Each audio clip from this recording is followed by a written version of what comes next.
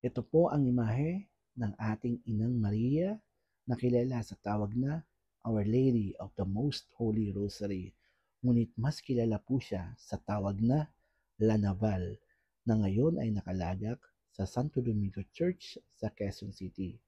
Tuwing buwan ng Oktubre, Month of the Holy Rosary, ay ipinuprosesyon po siya sa kalsada ng Quezon City at iba pa, sakay-sakay ng karwaheng hugis bangka. Pero paano at bakit po ba siya natawag na La Naval?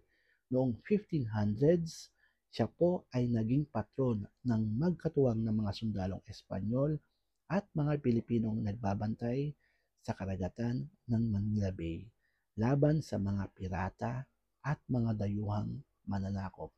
Pero hindi lamang puro labanan, pirata, pananakop ang mga kwento sa likod ng Lanabal. Nakikita mo ba ang dalawang imaheng ito? Alam mo ba na may napakagandang love story sa likod ng Lanabal? Kung gusto mong masundan, follow ka na sa part 2. Salamat po.